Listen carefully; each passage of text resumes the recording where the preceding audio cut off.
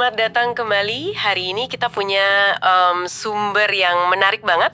Sebuah buku teks judulnya Pengantar Mikrobiologi. Betul sekali, dan misi kita hari ini simpel aja. Kita mau coba bongkar dunia yang nggak kelihatan, ya kan? Dunia mikroba. Makhluk-makhluk super kecil yang ternyata dampaknya tuh raksasa banget buat hidup kita. Justru itu, Hal pertama yang bikin saya kabet dari buku ini tuh soal skala. skalanya ya. Kita kan seringnya mikir biomasa terbesar di planet ini itu mungkin hutan Amazon atau semua paus di lautan gitu kan. Yang kelihatan mata. Ternyata salah besar. Justru kalau semua mikroba ini dikumpulin, beratnya itu ngalahin semua tumbuhan sama hewan digabung. Mereka itu mayoritas yang senyap, gitu. Nah, dan bukan cuma banyak, tapi juga beragam banget. Ada bakteri, jamur, Virus juga masuk ya. virus, protozoa, semua masuk. Dan buku ini nunjukin dua sisinya dengan jelas. Sisi buruk yang bikin penyakit, Yang paling sering kita dengar ya. tepat. Tapi ada juga sisi baiknya yang vital. Tanpa mereka, nggak akan ada itu yang namanya tempe, yogurt, keju, atau bahkan roti yang ngembang. Mereka itu koki kita yang nggak kelihatan ya. Bisa dibilang gitu. Nah, ini dia. Ini yang bikin saya penasaran.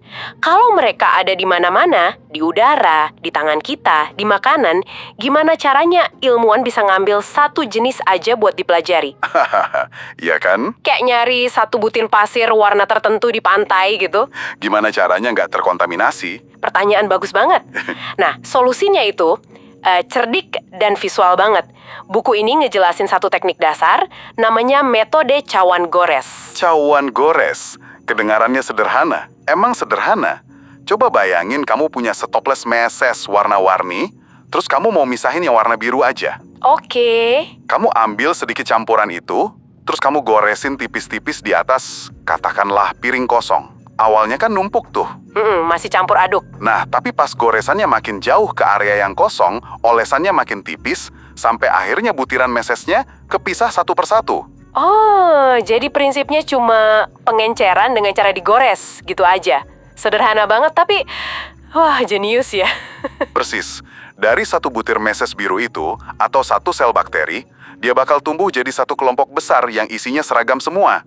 Nah, dari situ baru kita bisa pelajari sifatnya. Oke, masuk akal. Dan ngomongin soal sifat mereka, bagian paling seru di buku ini tuh pas ngebahas strategi virus. Nah, ini dia. Gimana cara mereka menginfeksi kita? Ini bukan sekedar masuk terus rusak, tapi lebih kayak, film spionase. Oh, menarik. Gimana tuh? Ada dua strategi utama. Yang pertama, siklus litik. Ini, bayangin aja kayak perampok bank yang brutal. Perampok bank, oke. Dia masuk ke sel, bajak semua mesin di dalamnya buat bikin ribuan salinan dirinya sendiri secepat mungkin. Terus, pom, selnya diledakin dari dalam buat nyebar. Wah, cepet, kacau, dan merusak banget berarti. Banget. Itu strategi hancurkan dan ambil. Oke. Terus yang kedua, Pasti lebih halus. jauh lebih licik. Ini namanya siklus lisogenik. Kalau yang ini, dia kayak agen rahasia. Agen rahasia. Dia nyusup ke dalam sel, tapi nggak langsung beraksi. Dia justru menyisipkan kode genetiknya ke dalam DNA sel inang kita. Tunggu.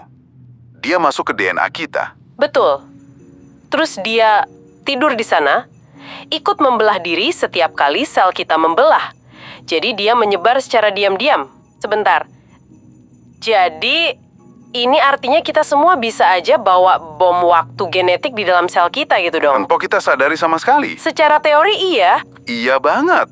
Virus ini bisa tidur selama bertahun-tahun sampai ada pemicu. Mungkin stres atau paparan radiasi yang ngebangunin dia. Dan pas bangun, Dia berubah jadi perampok brutal yang tadi.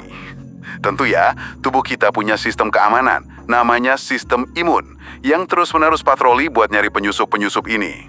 oke, jadi kalau kita simpulkan obrolan kita ya, pertama, kita ini hidup di planetnya mikroba yang bisa jadi kawan sekaligus lawan. Benar. Dua sisi mata uang. Kedua, para ilmuwan itu punya trik-trik yang kelihatannya simpel, tapi brilian banget buat mengisolasi dan mempelajari mereka. Betul sekali. Dan ketiga, interaksi kita sama mereka itu bisa kayak, ya itu tadi, film perampokan atau film mata-mata yang terjadi di dalam tubuh kita setiap saat. Tepat. Dan ini mungkin ninggalin satu pertanyaan besar buat kita renungkan ya. Ini terinspirasi dari konsep flora normal di buku. Oke.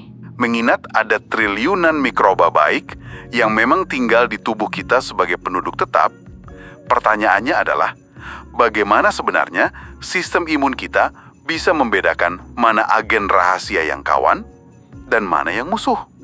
Di mana persisnya garis batas itu ditarik?